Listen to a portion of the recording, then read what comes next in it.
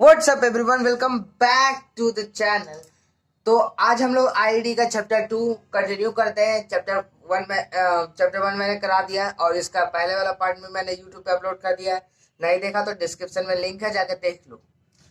पिछले वाले पार्ट में मैंने फर्स्ट 5 ईयर प्लान का जो गोल था उसे डिटेल में समझा दिया था।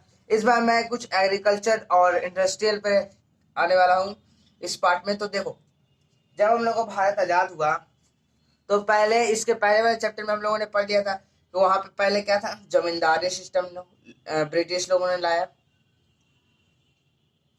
जमींदारी सिस्टम लाया जिससे हमारा एग्रीकल्चर सेक्टर जो है पूरा बर्बाद हुआ। उसके बाद क्या था, एग्रीकल्चर सेक्टर में लो प्रोडक्टिविटी था।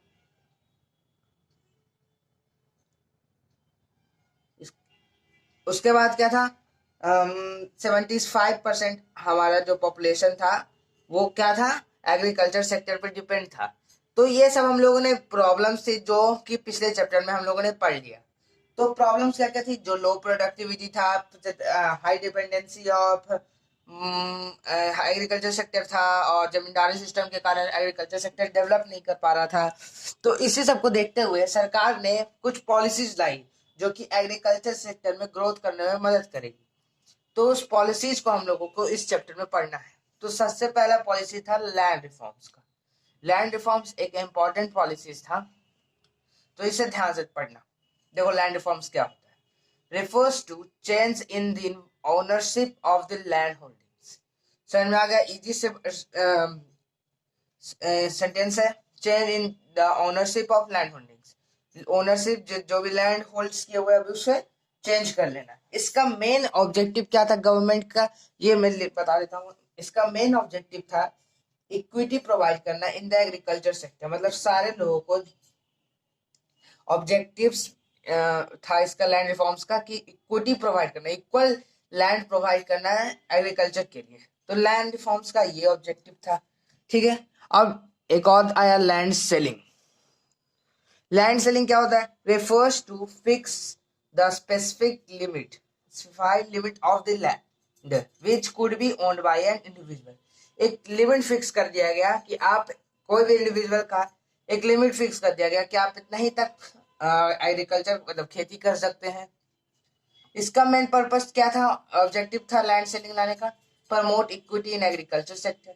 इक्विटी को बढ़ावा देना, सबको बराबर खेत मिलना चाहिए, तभी ना इक्विटी बढ़ेगी। तो एगो को 20 कट्ठा जमीन है, एगो को आधा कट्ठा जमीन है, तो उससे इक्विटी थोड़ी ना बढ़ेगी। एगो को ज्यादा कमाई हो रहा है, एगो को कम कमाई हो रहा है। तो इसका मेन ऑब्जेक्टिव यही था कि एग्रीकल्चर सेक्टर को इक्विटी प्रोवाइड करना, और ये हेल्प किया बहुत सारा इक्विटी प्रोवाइड करने में। तो इसका लास्टली हम लोग को कंक्लूजन ये लिख लगा इसकी, ये जो रिफॉर्म्स थे ये केरला और वेस्ट बंगाल में सक्सेसफुल हो गए, पूरी तरह से सक्सेसफुल हो गए केरला और वेस्ट बंगाल में। याद रखिए, केरला और वेस्ट बंगाल में ये सक्सेसफुल हो गए। और अदर स्टेट्स का क्या प्रभाव हुआ सर, तो अदर स्टेट में ये रिफॉर्म्स फेल हो गए।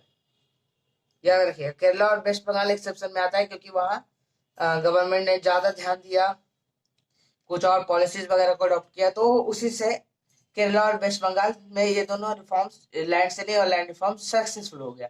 लेकिन अदर स्टेट्स में सक्सेसफुल नहीं हुआ। तो अब हम लोग एक और न्यू एग्रीकल्चर स्ट्रेटेजी को देखते हैं जो कि गवर्नमेंट ऑफ इंडिया उस समय अडॉप्ट की थी एग्रीकल्चर सेक्टर को बढ़ावा देने के लिए। नेक्स्ट स्ट्रेटेजी आ जाता है हमारे पास ग्रीन रेवोल्यूशन। ग्रीन रेवोल्यूशन हम सबको पता है। ग्रीन रेवोल्यूशन का एम क्या था, टू रेज एग्रीकल्चर प्रोडक्शन जितना भी हो रहा है उसे हमें रेज करना, बढ़ाना, एंड प्रोडक्टिविटी को भी बढ़ाना through new modern methods. New modern method कैसे, कौन सा हो गया, फर्टिलाइजर्स हो गया, क्रेडिट प्रोवाइड करना हो गया, फर्टिलाइजर मैन्यूर को मतलब से प्रोडक्शन करना, और रिलायबल इरिगेशन फैसिलिटीज को प्रोवाइड करना। तो ये सब हो गया क्या, ग्रीन रेवोल्यूशन का पार्ट, इसका एम था। अब ग्रीन रेवोल्यूशन होता क्या है, it refers to the large increase in production okay of food grains. क्या रिफर्स करता है कि ये ज्यादा प्रोडक्शन हो फूड ग्रेन्स का due to use of HYV seeds. HYV seeds को अंडरलाइन कर देना, अगर बोर्ड के एग्जाम में क्वेश्चन आया व्हाट इज ग्रीन रेवोल्यूशन, तो HYV सीड्स को अंडरलाइन कर देना। अब HYV सीड्स क्या होता है, HYV सीड का फुल फॉर्म होता है high yielding variety seed. High yielding variety seeds जो थे वो फॉरेन से इंपोर्ट कराए गए और ये जो है वो बहुत सारे प्रोडक्शन को कर सकता है एक बार में, लेकिन इसे कुछ कुछ जरूरतें चाहिए। जैसे इसे नीड थी heavy doses of chemical fertilisers की, मतलब इसे बहुत सारा केमिकल लगता है, 8-10 गुना ज्यादा केमिकल चाहिए HYV सीड्स को, तभी वो इंक्रीज करेगा प्रोडक्शन को। इंक्रीज इन प्रोडक्शन करने के लिए तो HYV सीड्स मंगाया गया था, इसीलिए इसे बहुत सारे केमिकल और फर्टिलाइजर्स का डोजेज चाहिए। ठीक है, नेक्स्ट है नीड क्या था, need reliable irrigation facilities. Irrigation facility मतलब पहले के लोग तो सारे बरसात पे डिपेंड रहते थे, रेनफॉल पे डिपेंड रहते थे, लेकिन इसे प्रॉपर पानी इरिगेशन फैसिलिटीज चाहिए, मतलब इसे प्रॉपर पानी दो, उसके बाद इसे काटो या केमिकल फर्टिलाइजर्स वगैरह दो, तब ये अच्छा से वर्क करेंगे। तो ये थे कुछ नीड्स HYV सीड्स के। और मैंने HYV सीड्स बताई थी क्या होता है कि HYV सीड्स बेसिकली इंपोर्ट कराया गया फॉरेन से to increase our production of food grains, ताकि इंडिया सेल्फ डिपेंडेंट हो जाए एग्रीकल्चर के मामले में। तो हम लोग देखते हैं कि इस कुछ पॉजिटिव कंट्रीब्यूशन हुआ हमारे ग्रीन रेवोल्यूशन में, क्या क्या पॉजिटिव हुए और क्या क्या निगेटिव हुए। तो पहले पॉजिटिव देखते हैं। तो पॉजिटिव का प्लस पॉइंट हमारा आ जाता है गाइस कि ग्रीन रेवोल्यूशन में India was able to produce self sufficient food grain. Means पहले क्या होता था कि जब India self sufficient food grain उगा नहीं पाता था, प्रोड्यूस नहीं कर पाता था, तो वो इम्पोर्ट कराता था। कहाँ से इम्पोर्ट कराता था, अमेरिका वगैरह से इम्पोर्ट कराता था, फॉरेन से इम्पोर्ट कराता था। लेकिन जब HYV सीड्स आया, ग्रीन रेवोल्यूशन हुआ, तो ये इम्पोर्ट कम हो गया। मतलब इंडिया जो है वो अब खुद के देश में, मतलब भारत, इंडिया सेल्फ सफिशिएंट हो गया in terms of food grain, मतलब आत्मनिर्भर भारत हो गया एक तरह से in terms of food grain का बात करें तो जब फूड ग्रेन ज्यादा हो गया, मतलब मार्केट में आया, तो उसे स्टॉक करने के लिए भी आया, कुछ फैसिलिटी चाहिए, तो उस समय हम लोग को निर्माण हुआ बफर स्टॉक फैसिलिटीज का। मतलब जब हम लोग इंडिया में ही प्रोड्यूस करें कोई भी गुड्स को, तो उसे स्टोर कर सकते हैं आराम से। इम्पोर्ट वाला ना होता था कि मंगाए खाए खत्म, लेकिन बफर स्टॉक करते थे। क्यों? क्योंकि कुछ जगह पे सुखाड़ा जाता था, कुछ जगह पे बाढ़ आ जाता था, तो वहां पे फूड वगैरह को नुकसान होता था, तो वहां पे फूड वगैरह को पहुंचाने के लिए उसे बफर स्टॉक में बफर स्टॉक किया जाता था फूड वगैरह को। इससे एक और फायदा क्या हुआ कि बेनिफिट टू पुअर पीपल। अब बताओ कि जहाँ पे प्रोडक्शन बहुत ज्यादा हो गया, तो ऑब्वियसली है कि वहां पे प्राइस कम होगा, तो पुअर पीपल जो थे, लो इनकम ग्रुप्स के, वो इसे आराम से अफोर्ड कर सकते थे इन फूड्स ग्रेन को, जो कि इंडिया में प्रोड्यूस हो रहे थे। तो ये थे कुछ plus points of green revolution. अब हम लोग देखते हैं कुछ negative points of green revolution.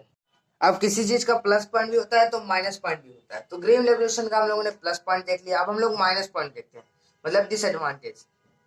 तो पहला डिसएडवांटेज या माइनस पॉइंट कर सकते हैं, क्या था, risk of paste attack. Means जो भी कीड़े मकोड़े होते हैं उसका रिस्क अटैक करने का बहुत ज्यादा था, क्योंकि केमिकल्स वगैरह ज्यादा पड़ रहे थे, इसीलिए रिस्क ऑफ पेस्ट अटैक बहुत ज्यादा हो रहा था, ये होने का चांस था। नेक्स्ट पॉइंट आता है risk of increase in income equality. अब हमको एक बात बताओ, लैंड रिफॉर्म्स में हम लोगों ने क्या पढ़ा कि इक्वल डिस्ट्रीब्यूट करना है कैसी को, लैंड को इक्वल डिस्ट्रीब्यूट करना है लैंड को, ठीक है। लेकिन हम लोगों ने HYV सीड्स में क्या पढ़ा कि उसे हैवी डोजेस चाहिए केमिकल फर्टिलाइजर्स की, केमिकल्स और फर्टिलाइजर्स उसे हैवी मात्रा में चाहिए, तभी वो आराम से काम कर सकता है HYV सीड्स को। अब एक बात बताओ, सरकार ने तो जमीन बराबर बराबर बांट दिया, लेकिन इनकम को उन्होंने बांटा क्या, जो गरीब किसान थे हमारे, जो मार्जिनल किसान, पुअर किसान थे, स्मॉल फार्मर्स थे, उन सब के पास इतना पैसे कहाँ से आएंगे केमिकल और फर्टिलाइजर्स वगैरह को खरीदने के लिए, या फिर इरिगेशन फैसिलिटीज को अडॉप्ट करने के लिए, न्यू इरिगेशन फैसिलिटीज को। तो इसी माइनस, यही दोनों एक माइनस पॉइंट आ जाता है गाइस ग्रीन रेवोल्यूशन का। लेकिन सरकार के कुछ, गवर्नमेंट ऑफ इंडिया के कुछ मेजरेबल स्टेप्स के कारण ये दोनों माइनस पॉइंट्स थे जो थे वो खत्म कर दिए गए। जैसे सरकार ने कुछ लो इंटरेस्ट पे लोन्स वगैरह प्रोवाइड करना स्टार्ट किया, सब्सिडीज वगैरह देना स्टार्ट किया, तो उससे इनकम इक्वालिटीज खत्म हो गई। और रिस्क बेस्ड अटैक तो हम लोग को पता है क्या करते हैं किसान भाई, हो तो बताने की जरूरत ही नहीं है। तो इनकम इक्वालिटीज को खत्म करने के लिए सरकार लोगों ने क्या दिया, इंटरेस्ट दिया, और क्या दिया, सब्सिडीज वगैरह दिए। तो सब्सिडीज पर एक टॉपिक आ जाता है गाइस, जिसे हम लोग को इस चैप्टर में पढ़ना है। तो हम लोग देखते हैं कि सब्सिडीज का क्या टॉपिक है जो हम लोग को इस चैप्टर में पढ़ना है। अब इस वीडियो का सबसे लास्ट टॉपिक आ जाता है गाइस हमारे पास सब्सिडीज। सब्सिडीज, अब सब्सिडीज गवर्नमेंट देना चाह रही थी, लेकिन इस पर कुछ डिबेट्स हुए, जिसमें कुछ इकोनॉमिक्स जो थे वो फेवर में थे और कुछ अगेंस्ट में थे। तो सबसे पहले फेवर वाला का बात सुनते हैं। तो फेवर वाला लोगों का कहना था कि सब्सिडीज देना चाहिए, जिससे हमारी इनकम इक्वालिटी कम मतलब घटेगी, सब लोग एक रेट का कमाएंगे। जिस और सेकंड था कि हमारे फार्मर्स जो थे वो मेजोरिटी में थे, पुअर फार्मर्स स्मॉल फार्मर्स जो थे वो मेजोरिटी में थे, जिससे सब्सिडीज से इन्हें लाभ होगा। जो सब्सिडीज देना था वो पुअर फार्मर्स को देना था, तो पुअर फार्मर्स को इससे लाभ होगा, मतलब मेजोरिटी ऑफ फार्मर्स को इससे बेनिफिट्स होगा। ठीक है, अब हम लोग इकोनॉमिक्स इन अगेंस्ट में मैंने कुछ लिखा नहीं, बस सुन लो, याद हो जाएगा। इकोनॉमिक्स इन अगेंस्ट में कहना था इकोनॉमिक्स का कोई कि हमारा भारत तो पहले ही पिछड़ा देश है, अभी हम लोग आजाद हुए हैं, हमारे जीडीपी ऐसे ही कम है, तो हम लोग क्यों फार्मर्स को सब्सिडीज दें और पैसा हमारा पास खत्म हो जाएगा। भारत तो ऐसे भी पिछड़ा हुआ देश है और पिछड़ा हुआ देश बन जाएगा, तो जीडीपी पे हमारा इफेक्ट पड़ेगा। सेकंड था इन लोगों का कहना क्या था कि हम लोग सब्सिडीज दिए, ठीक है, सब्सिडीज हम लोगों ने दिया, लेकिन इसकी क्या गारंटी है कि स्मॉल फार्मर्स जो कि पढ़े लिखे नहीं होते हैं, बेसिकली स्मॉल पुअर फार्मर्स जो कि पढ़े लिखे मतलब फर्टिलाइजर्स और न्यू मॉडर्न टेक्नोलॉजी वगैरह को कैसे वो लोग चला पाएंगे। हमारा सब्सिडीज तो बेकार ना हो जाएगा। सब्सिडीज लोग पढ़े लिखे रहते तब ना चला पाते हैं कि फर्टिलाइजर्स को ऐसे छिड़कना है, 2-2 घंटा नहीं 4-4 घंटा में छिड़कना, मतलब एग्जाम्पल टाइप का, कि वो लोग अगर पढ़े लिखे रहते हैं तो ना ये सब्सिडीज से उन्हें लाभ होता है, फर्टिलाइजर्स वगैरह को देकर टाइम टू टाइम, और न्यू मेथड्स जो कि टेक्नोलॉजी इरिगेशन फैसिलिटीज वगैरह जो थी उन्हें टाइम टू टाइम पर देकर उन्हें फायदा होता। लेकिन इकोनॉमिक्स अगेंस्ट का भी कहना सही था मेरे ख्याल से। तो ये चैप्टर का एग्रीकल्चर पार्ट खत्म हो गया। नेक्स्ट पार्ट में हम लोग मिलेंगे इंडस्ट्रियल सेक्टर की तरफ से। तब तक इस वीडियो को लाइक करना मत भूलना और सबके साथ शेयर करना, और चैनल पे नए हो तो सब्सक्राइब कर देना, और बगल वाला बेल आइकन भी जरूर दबाना। तब तक के लिए stay tune with C classes, like करना मत भूलना।